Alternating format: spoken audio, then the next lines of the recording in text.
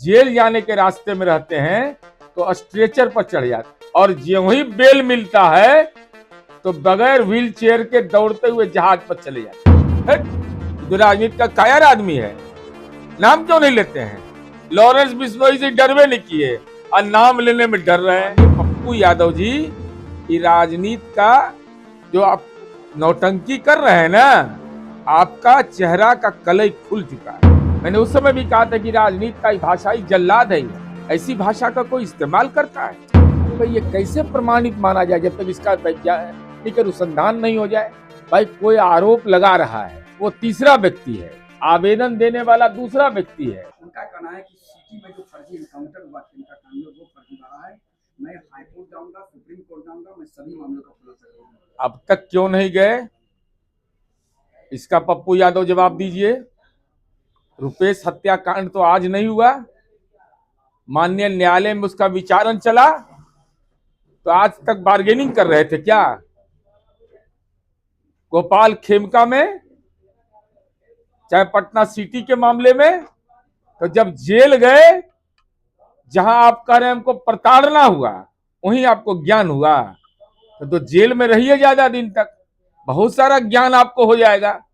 इसलिए ये केवल हवाबाजी करते हैं, इसके अलावा कुछ कोई औचित्य नहीं है। और मान्यवर पप्पू यादव जी, मेरा सलाह है, अब कलई खुल गया आपका लॉरेंस बिश्नोई के समय। आपकी कलई ऐसी खुली है कि आप जब जेल जाने के रास्ते में रहते हैं तो स्ट्रेचर पर चले जाते हैं, रोने लगते हैं, कमर में दर्द, पेट में दर्द, सर में दर्द, और जो ही बेल मिलता है तो बगैर व्हील चेयर के दौड़ते हुए जहाज पर चले जाते हैं। इसलिए आपका चेहरा का बदनुमा जो चेहरा है, उसका कलई खुल चुका है। खुलासे से आप लोगों को डर नहीं ना? खुलासा क्या तो करेगा, बताइए ना। खुलासा करने लायक है ही, इस पर डकैती, अपहरण, जबरन वसूली, धोखाधड़ी, दंगा, आपराधिक धमकी, घर में घुसकर मारपीट, जिस पर दोष सिद्धि हो चुका है दो मामले में। अब अब तो जेल में बैठा हुआ कोई अपराधी कहे कि अपराध बढ़ रहा है, वैसे ही हाल है कि पप्पू यादव खुलासा करेंगे। अरे आपका तो खुलासा हो गया, लॉरेंस बिश्नोई में छुरछुरी पटाखा आप साबित हो गए। 100-150 बच्चे बिहार से पढ़ने गायब हो रही। बेटियों के बारे में इस ढंग की आपत्तिजनक बात नहीं, अगर साक्ष्य नहीं है तो अनर्गल बात नहीं। आप किसी के बारे में, किसी की बहन और बेटी के बारे में कोई बात बोलते हैं तो आप उसका मंतव्य, उसका स्पष्टीकरण देते हैं, नाम बताइए। इस ढंग का बेटियों का अपमान किया जाता है, क्या ये बोल दिया ये आदमी? मैंने उस समय भी कहा था कि राजनीति का भाषाई जल्लाद है, ऐसी भाषा का कोई इस्तेमाल करता है, कुछ भी बोल देना है। इसलिए मेंबर ऑफ पार्लियामेंट है, उसकी गरिमा को बरकरार रखिए। और दिमाग में अगर लॉक हो गया है ना, तो लॉक के लिए इलाज भी होता है। पूर्व आईपीएस अमिताभ दास की गिरफ्तारी हुई, उनका कहना है कि निशांत को लेकर सीबीआई को सबूत देने जा रहे थे, इसी वजह से हम पर कार्रवाई की जा रही है।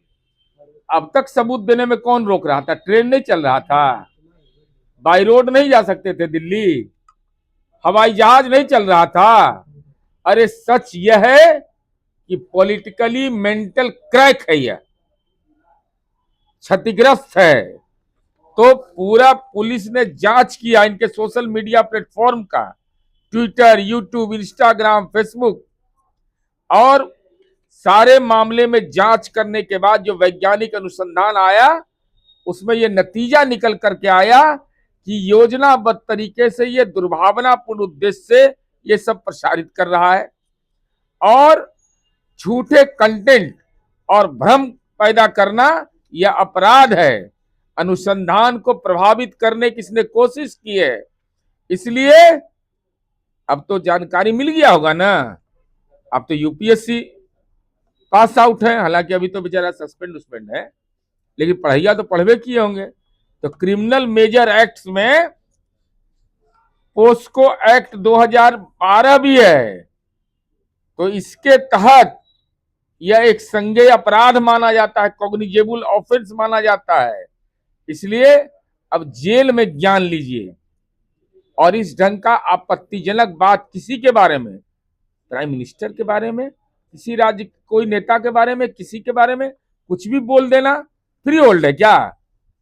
आप यूपीएससी कर गए, सस्पेंड हो गए तो आप हो गए बहुत भारी ज्ञानी, किसी का मानहानि करिएगा आप। इसलिए कानून से अब आपका भाषाई जो अपराध हुआ है उसका फेफड़ा साफ हो जाएगा। लेकिन तीनों में का नाम लेने में इनको गुरेज है। ये तो राजनीति का कायर आदमी है, नाम क्यों नहीं लेते हैं? नाम लेने से डर लग रहा है।